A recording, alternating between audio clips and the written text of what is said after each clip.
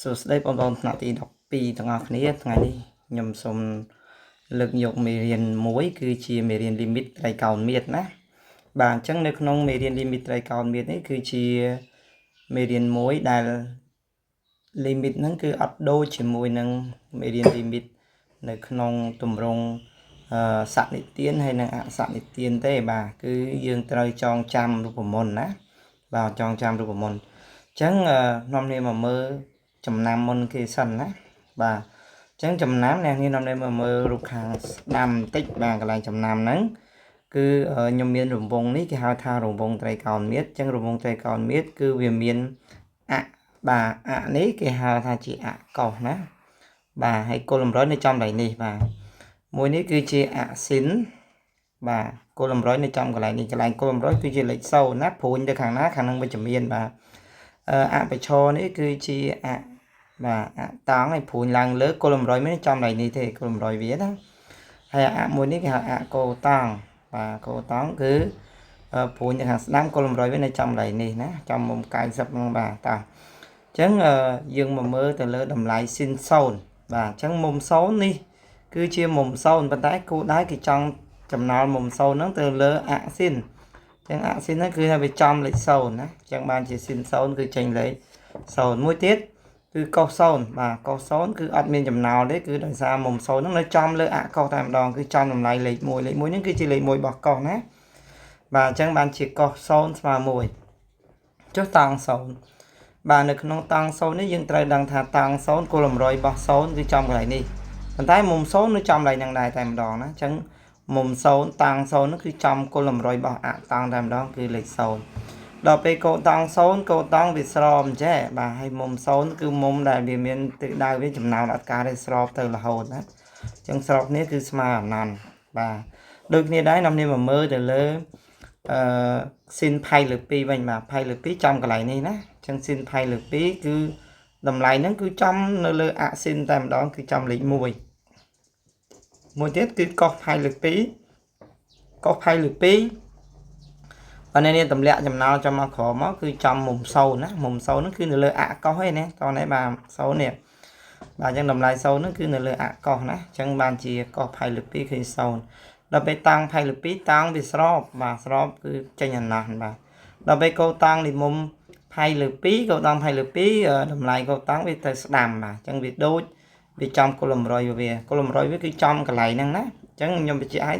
0នេះគឺជា0របស់គោល100របស់អកោតាំងតែលេខ1នេះគឺជាលេខ1របស់តម្លៃលើអស៊ីនលេខ1មកអានេះគេលេខ1ហ្នឹងគឺ1របស់កុស0 0របស់តាំង0ដឺការ៉េចំកន្លែងហ្នឹងដែរណាបាទអញ្ចឹងអ្នកនេះត្រូវចងចាំមុំពិសេសទៅហើយយើងមកមើលរូបមន្តទាំងអស់គ្នាណាបាទនៅពេលដែលនេះយើងចំនួន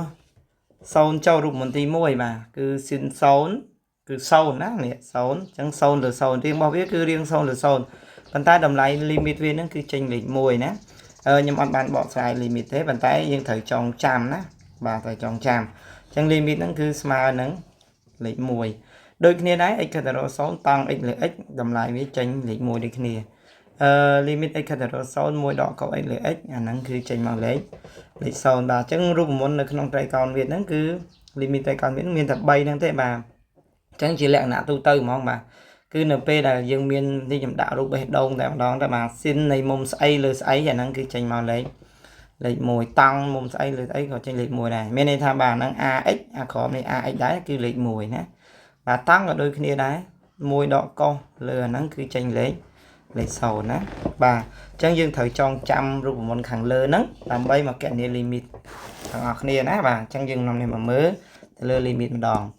អញ្ចឹង limit ទី1កបាទអញ្ចឹងកយើងគឺយើងចំនួនលេខ0ចូលនៅក្នុងមុំហ្នឹងទៅគឺឃើញថាវាចេញ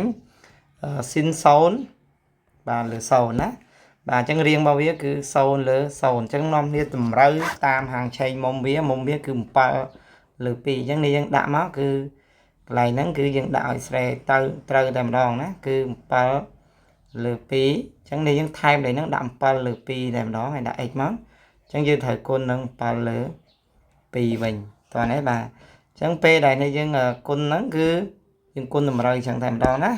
ហើយកន្លែងនេះគឺចេញលេខ1បាទនេះលេខ1បាទគុណនឹង7លើ2អញ្ ចឹងលទ្ធផលវាឃើញ7លើ2បាទនេះគឺជា limit នៃលំហាត់កចំពោះសំណួរខវិញគឺបើយើងចំនួនលេខ0ចូលទៅអាលើហ្នឹងគឺចេញអីគេបាទចេញវា0ក្រុមស៊ីន0 0ដែរបាទអញ្ចឹងរៀង0លើ0ណាបាទអញ្ចឹងករណីរៀង0លើ0គឺអ្នកនរគ្នាត្រូវតម្រូវតាមរូបមន្តណាអញ្ចឹងយើងលើដោយសារលើវាมันមានស៊ីនមានតែក្រមអញ្ចឹងយើងចែកណាយើងឡើងនេះយើងចែកជាមួយនឹង x នៅលើក្រមបាទអញ្ចឹងដោយសារ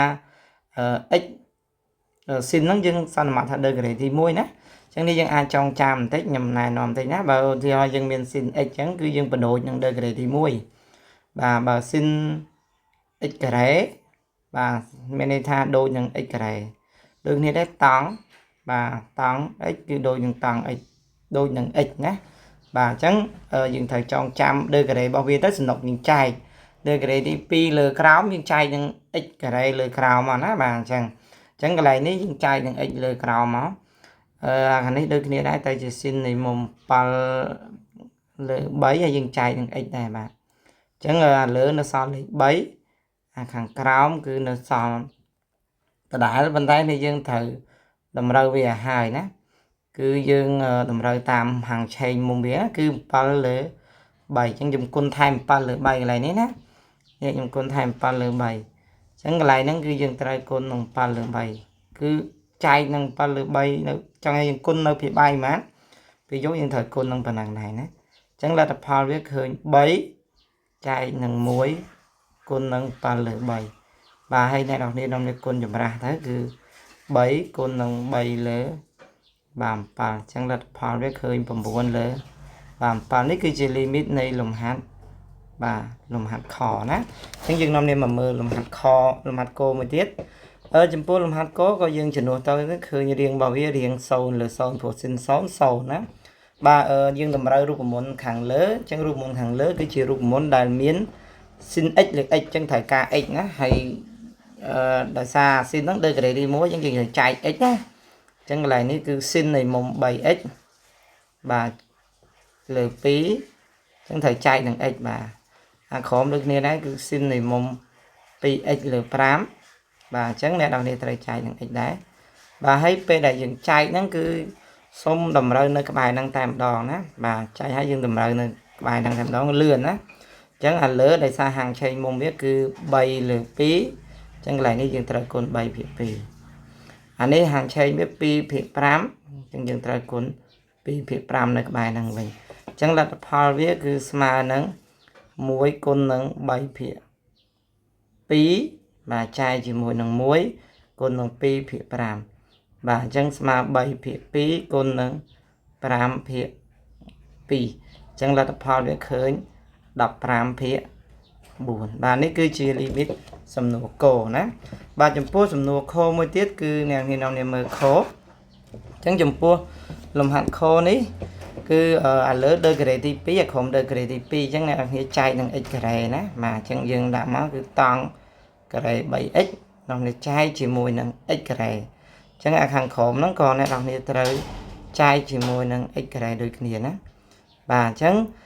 យើងសេរីតាមតម្លៃហាងឆេងមុំវាណាមុំវាគឺមុំ 3x អញ្ចឹងអ្នកនេះដាក់កន្លែងនេះថែម 3x ប៉ុន្តែសុំដាក់វងកញ្ចក់លើកជាការ៉េព្រោះដោយសារវាការ៉េណាអញ្ចឹង3ការ៉េឃើញ9អញ្ចឹងត្រូវថែម9អានេះ7បាទត្រូវដាក់7លើកជាការ៉េឃើញ49អញ្ចឹងត្រូវគុណ49អានេះខ្ញុំបញ្ជាក់បន្តិចណាគឺស៊ីនការ៉េ x ហ្នឹងបាទលើ x ការ៉េហ្នឹងការពិតអ្នកនេះអាចសរសេរទៅជាស៊ីន x លើ x ចេះបាទស៊ីន x លើ x លើកជាការ៉េចេះណាអញ្ចឹងតម្លៃវាគឺស្មើនឹង1ការ៉េបាទអញ្ចឹង1ការ៉េគុណនឹង9បាទលើ1ការ៉េគុណនឹង49អញ្ចឹងលទ្ធផលវាឃើញ9លើ49បាទនេះគឺជា limit នៃលំហាត់បាទលំហាត់ខណាអញ្ចឹងអ្នកនរគ្នាគឺយើងមានលំហាត់អនុវត្តមួយចំនួនអ្នកនរគ្នាត្រូវខំធ្វើឲ្យអស់ណាបាទអញ្ចឹងនៅក្នុងនេះខ្ញុំមានចំនួនចំនួន4ខ្ទង់ហើយនៅក្នុងមួយខ្ទង់មាន3លំហាត់ណាអញ្ចឹងសង្ឃឹមថានេះយើងនាំគ្នាធ្វើឲ្យបានគ្រប់គ្នាបាទអញ្ចឹងប៉ុណ្ណឹងចឹងណា